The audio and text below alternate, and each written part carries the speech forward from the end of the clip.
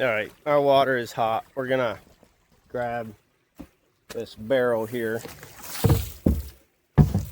Nice and clean, so we kept it upside down. That rain's hitting hard now, so good thing we're going to be under cover for a little bit.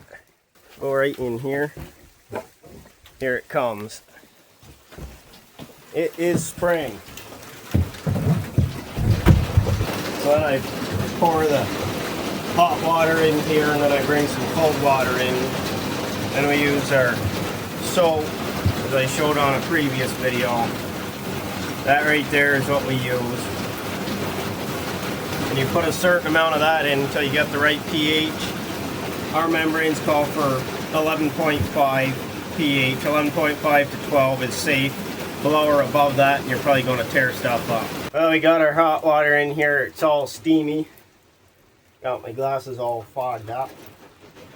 So now we're going to use our soap and our test strips to get the correct pH in here.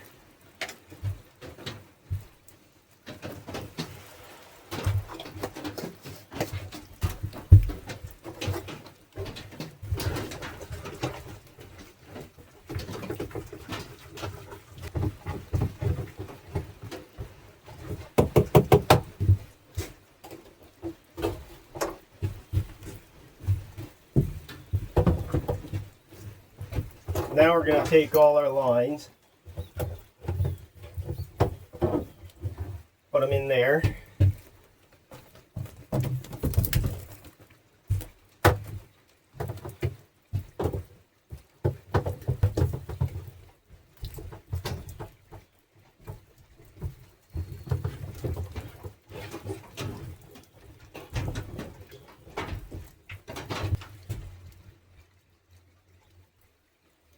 To grab a test strip.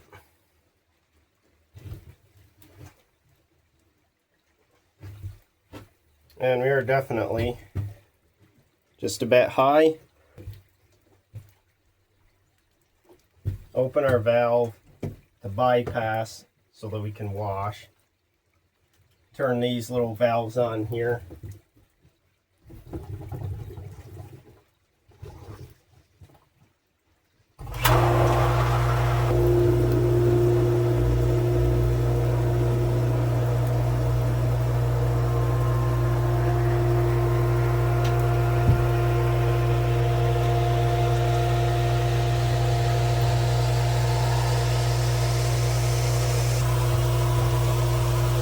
So I didn't put much in there, and we got that down to 8.5, so you just match it on here. So we're gonna have to put more soap in there. So what happens, folks, is our membranes are full of pure permeate because we washed them, and so you have all that water to balance out your soap mixture. So I always mix it a little heavy, and you know, we're at or above 12. This kit only goes up to, this test strip only goes up to 12. We can't see if it's higher than that, but when we get all the water from these membranes mixed in there, the pH drops. So I always mix it heavy, fire it, see where it's at. We're down to 8, so we got to put more soap in here and get our pH up to about 1.5, maximum of 12. So.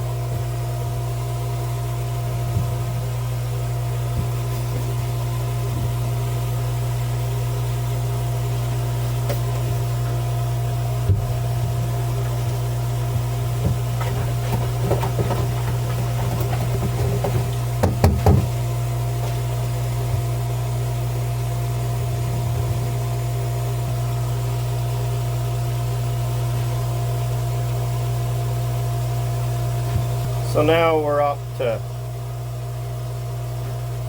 around 10, 11, right in there somewhere. We'll let it run through the system a little bit, make sure all that's well mixed, then we'll check it again and adjust it accordingly. I've got this line right here hooked into a tank, so if we need to thin it out, we just pull in a little bit of water by opening that valve.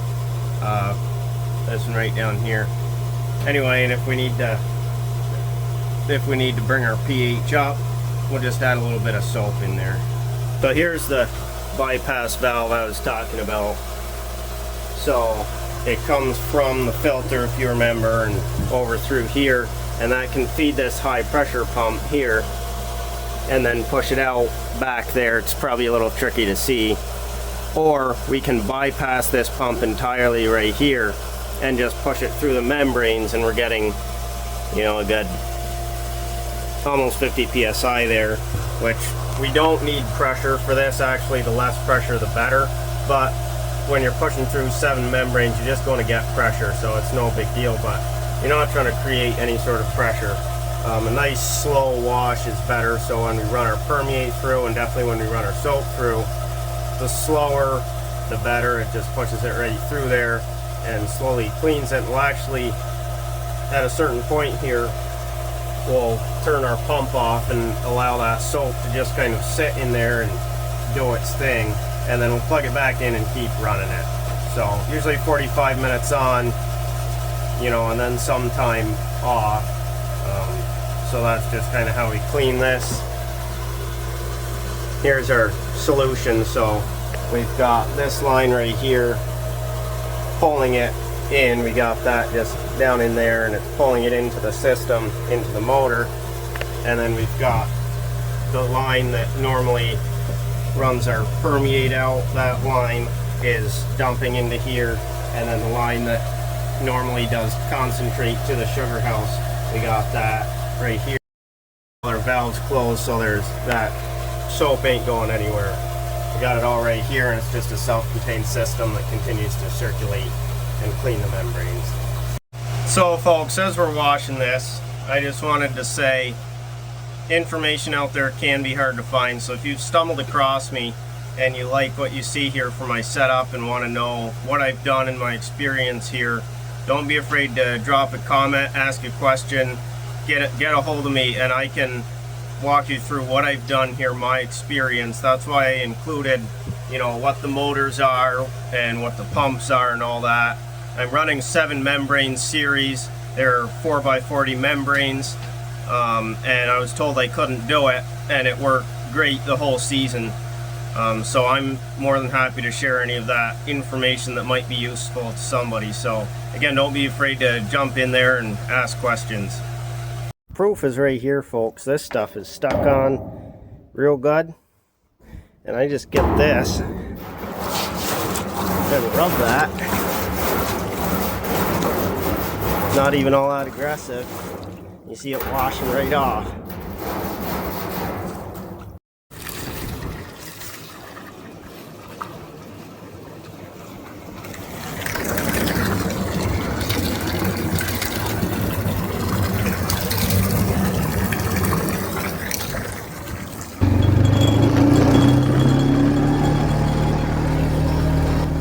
I'm headed down to do some general cleanup at the sugar house, winding up hoses and taking care of stuff here. Going to drag the log splitter up, get that part and taken care of.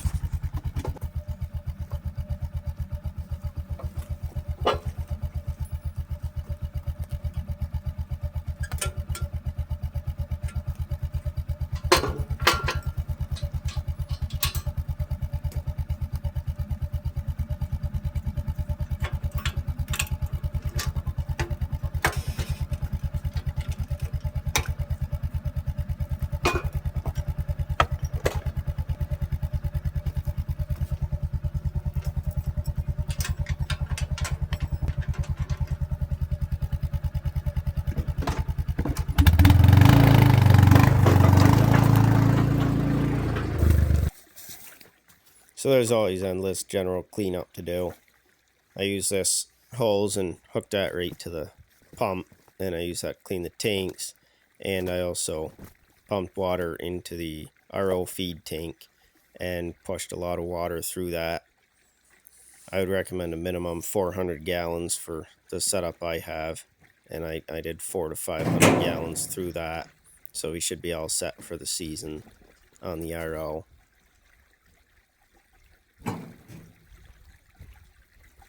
To me, cleanup from the season that just ended every year isn't so much about the cleanup from the past season. It's in my mind, more of a preparation for the season to come. And so everything I do is centered around what's going to happen in January and February as I get everything set back up for the next season.